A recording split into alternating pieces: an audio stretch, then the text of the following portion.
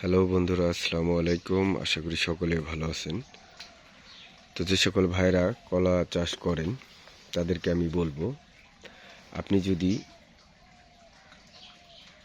এই দুইটা কাজ সবসময় ঠিক মতো করেন তাহলে আপনি কলা চাষ করে লাভবান হতে পারবেন। এক, আপনার কলা বাগানকে ঘাস মুক্ত রাখতে হবে। এই যে দেখছেন, এই যে আমার কত বড় বাগান, এই বাগানে আপনার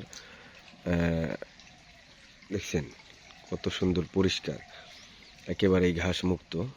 ওই যে অল্প যাও দু একটা ঘাস আছে, ওইগুলোতেও আমি স্প্রে করে দিছি, ওই যে লাল হয়ে যাইতেছে।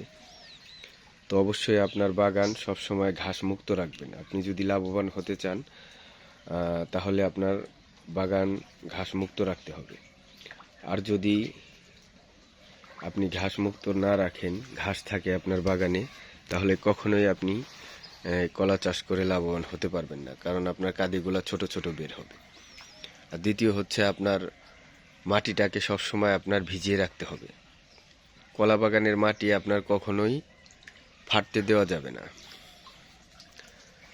সবসময় আপনার মাটিটাকে ভিজিয়ে যদি শীতল করে রাখতে পারেন আর ঘাসমুক্ত রাখতে পারেন, তাহলে আপনি কলা চাষ করে অনেক টাকা ইনকাম করতে পারবেন। কলা চাষ অবশ্যই একটি লাভজনক ব্যবসা। আপনারা যারা বেকার আছেন, কলা চাষ দিয়ে শুরু করতে পারেন। কলা চাষ করে অনেক টাকা ইনকাম করা যায়।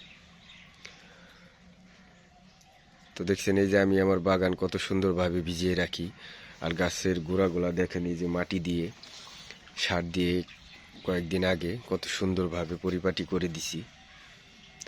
তো এইভাবেই যত্ন করলেই রত্ন পাওয়া যায়।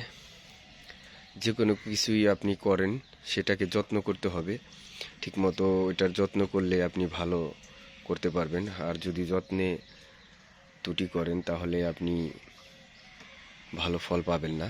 তো যে কোনো কিছু দিয়ে আপনি শুরু করেন, ওইটার পিছে আপনাকে লেগে থাকতে হবে আর সময় দিতে হবে। দেখছেন, এই যে এই বাগানটার বয়স আমার 4 বছর হয়ে গেছে, তারপরও আলহামদুলিল্লাহ এখানে আমি অনেক বড় বড় এক একটা কাঁদি পাই এই বাগান থেকে, কারণ আমি ঠিক মতো যত্ন করি। দেখছেন, এই যে প্রত্যেকটা গাছের গোড়া কত সুন্দর করে সার দিয়ে মাটি দিয়ে ঢেকে দিছে, ঘাসগুলা পরিষ্কার করে দিছে। এই যে দেখছেন, একটা চারা একটা গাছের সাথে আছে কত সুন্দরভাবে। তো ঠিক মতো যত্ন করি বিদায় আমি এখান থেকে অনেক টাকা ইনকাম করতে পারি। আমার 4000-এর উপরে গাছ আছে। তো এই গাছগুলা থেকে আমি অনেক কাঁদি পাই। বছরে 2বার আমি কাঁদি কাটি। তো আলহামদুলিল্লাহ, আল্লাহর কাছে লাখো কোটি শুকরিয়া। আল্লাহ তাআলা এখান থেকে আমাকে ভরপুর রিজিক দান করেন। তো আপনারা যারা বেকার আছেন, তারা শুধু শুধু সময় নষ্ট না করে একটা কিছু দিয়ে শুরু করেন, তো দেখবেন অবশ্যই আপনি আপনার লক্ষ্যে পৌঁছাতে পারবেন। তো সকলে ভালো থাকবেন, সুস্থ থাকবেন। আসসালামু আলাইকুম ওয়া রাহমাতুল্লাহি ওয়া বারাকাতুহু।